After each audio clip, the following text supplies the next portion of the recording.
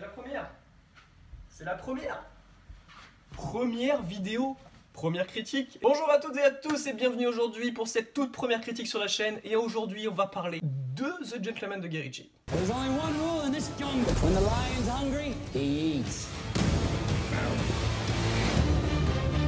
Là, je vous jure, je vais finir par mettre Guy Ritchie au fond de la classe avec Tim Burton et Ridley Scott.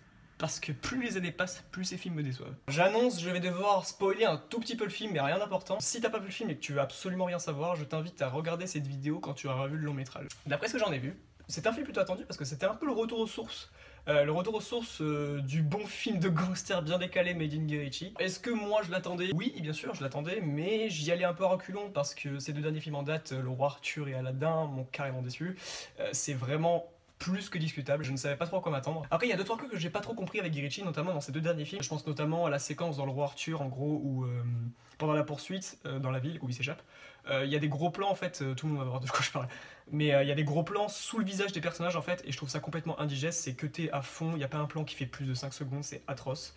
Et après aussi, je pense notamment à Aladdin.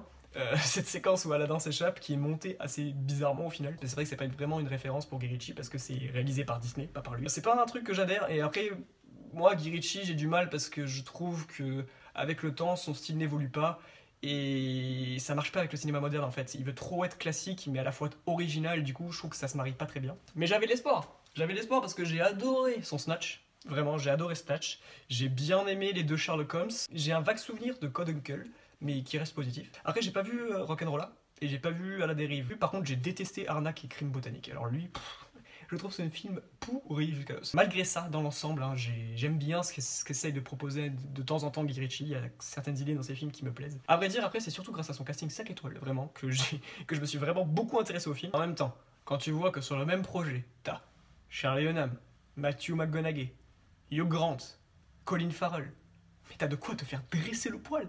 Vraiment. Faut dire que les affiches, parlons des affiches, je ne suis pas seul, on a tous trouvé que c'était pompé sur Kingsman. Vraiment. Légèrement. Trêve de bavardage, est-ce que j'ai apprécié le long métrage ou est-ce que je l'ai détesté, est-ce que je l'ai trouvé moyen? À vrai dire, ça m'a complètement laissé indifférent en fait, c'est ça le problème. C'est pas ouf du tout.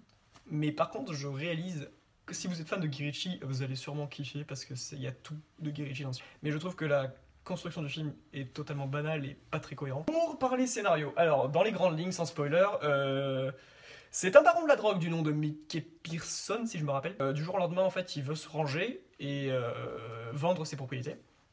Et du coup, comme vous pouvez vous en douter, ça fout la merde et ça va amener les méchants. Voilà, en gros dans les grandes lignes. C'est vraiment pour faire simple et sans spoiler, parce que je pense que si je rentre dans les grandes lignes, je vais finir par lâcher un truc, me connaissant. Venons-en au fait. Dès le début, le film fait le choix de raconter ces événements via un narrateur interne, et il y a une mise en abîme du cinéma qui est plutôt intéressante. Justement, au début, tout ce petit jeu entre Hugh Grant et Charlie Hunnam sont plutôt intéressants, mais ça va vite s'engouffrer en fait dans un manque de rythme, et beaucoup de scènes en fait vont servir à meubler. Je pense notamment à toutes les scènes du steak et du barbecue, enfin tout ça. Tous ceux qui ont vu le film comprendront de quoi je parle. Pause.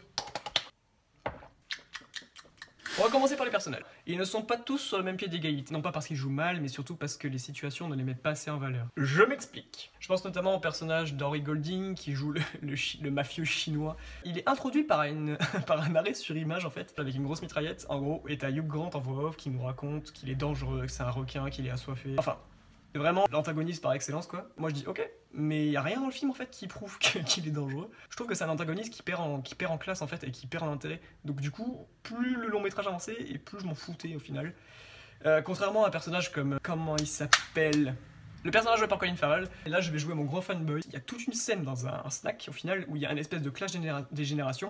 Je vais pas trop en dire parce que sinon ça va spoiler, mais toute cette scène, elle montre vraiment le caractère du personnage. Et là, on nous introduit un personnage intéressant. Là, on nous introduit un personnage naturellement dans le film, où il va être lié aux événements sans forcer, contrairement au personnage d'Henry Golding. Après, qu'est-ce que je peux dire d'autre? Matthew McConaughey, il est impeccable dans son rôle. Charlie Hunnam, je l'aime, mais il est totalement oubliable. Et puis c'est un personnage qui m'a laissé indifférent parce que Guy Ritchie, dans sa mise en scène, en fait, il nous montre au début qu'il est assez intransigeant. Et au fur et à mesure, tu te rends compte que pas trop. mais du coup j'ai pas trop compris où le réalisateur voulait nous emmener. Hugh Grant, putain, Hugh Grant, ça fait tellement plaisir de le revoir, mais surtout dans ce rôle, parce que c'est un rôle qu'il n'a pas du tout l'habitude de jouer. Le personnage de Michelle Dockery, qui joue la femme de Mickey Pierce, je l'ai trouvé correct, mais sans être trop convaincante non plus. Mais alors, tous les autres personnages secondaires, ils m'ont laissé complètement indifférent. Que ce soit les divers gangs, ou même le personnage de Jeremy Strong qui joue Matthew, c'est un espèce de... je sais même plus ce que c'est vraiment, mais... c'est un sportif, si je me rappelle bien. Et ça m'a surtout laissé en fait avec l'impression que Guy Ritchie cherchait à meubler avec ses personnages en fait pour amener à des tensions ou à des révélations qui arrivent la plupart du temps comme un cheveu sur la soupe. Et j'ai aussi eu cette sensation en fait que à chaque fois qu'un personnage secondaire manquait de volume, il se retrouvait à hurler et à dire des vulgarités complètement gratuites. Et évidemment que je vais pas faire l'impasse sur le personnage du rédacteur qui est joué par Eddie Marsan. Il est transparent, vraiment, c'est le personnage secondaire inutile par excellence. Pardon, il sert à faire une référence à Black Mirror dont je ne spoilerai pas ici. Ce qui va m'amener à un autre sujet. L'humour. Là aussi c'est inégal de ce côté-là, vraiment, c'est soit mal géré, c'est soit trop appuyé, au point en fait que ça en devient lourd. Il y a quelques scènes qui provoquent des fous rires, évidemment. On peut pas rester indifférent face à un humour british, il y a toujours un petit truc qui va te faire rire de toute façon. Et puis de toute façon, à chaque fois qu'une scène va mettre en situation un événement comique, dans le film, Guy Ritchie va en abuser au montage final, et ça va revenir en fait pour répondre à des révélations, ou répondre à des tensions, ou pour présenter un nouveau personnage. En fait, le truc c'est que ça revient tout le temps. La scène, la première fois, elle est peut-être drôle, mais ça va revenir encore et encore et encore. Je pense notamment à cette scène que tout le monde a vue dans la bande-annonce où le gamin, enfin, ou du moins un jeune tombe du balcon. Elle revient, si je me souviens bien, 2 ou 3 fois dans le film. Voilà, on tombe dans cette redite, et au final ça en devient moins intéressant, et je trouve que la scène perd en humour. Et souvent, une blague qui se veut être drôle sur le papier finit par être lourde, honnêtement, et vraiment, même des fois malsaine.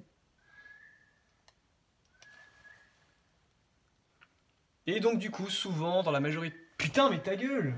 Après, pour parler des points positifs, il y a des super décors, franchement, les décors sont top. L'ambiance générale du film, on rentre bien dedans quand même. Le montage, j'en suis le premier surpris, je l'ai trouvé super. Franchement, je l'ai trouvé vraiment super. La photographie, elle est plutôt soignée, mais elle n'est pas plus marquante que ça. Ah oui, bon, quand même, les costumes. Il faut parler des costumes. Les costumes sont super classe, il n'y a aucun problème. Mais en même temps, ton film s'appelle Gentleman, du coup, tu te devais au moins de respecter ça. Et puis, comme je l'ai dit, la mise en abîme du cinéma au début est super cool. Le fait de passer en 4/3, puis en fait en cinémascope, puis retracer un peu la pellicule, tout ça, c'était plutôt cool. Voilà, donc au final, je trouve que c'est dommage parce que c'est trop classique et c'est déjà vu, quoi.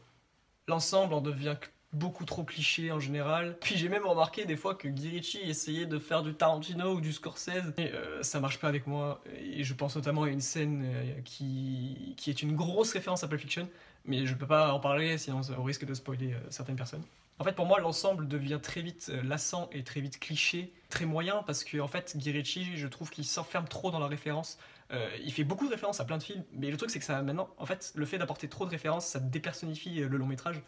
Mais bref, tout ça, ça n'a pas marché avec moi, et à vouloir trop rentrer dans la référence, comme je l'ai dit, la réalisation devient artificielle et beaucoup trop classique. Mais malgré tout, ça reste divertissant. Et comme je l'ai dit précédemment dans la vidéo, si vous êtes fan de Guy Ritchie, je pense que vous alliez y trouver votre compte, parce qu'il y a beaucoup de choses de Guy Ritchie à l'intérieur. C'est pas comme Aladdin, où vraiment, ça se voit que c'est un film plus intimiste, The Gentleman. C'est un film qui a pas eu beaucoup de budget à ce que j'ai vu, je crois que c'est à peu près 20 millions. Et tu sens que Guy Ritchie s'éclate, tu sens que le casting s'éclate, il n'y a pas de souci là-dessus.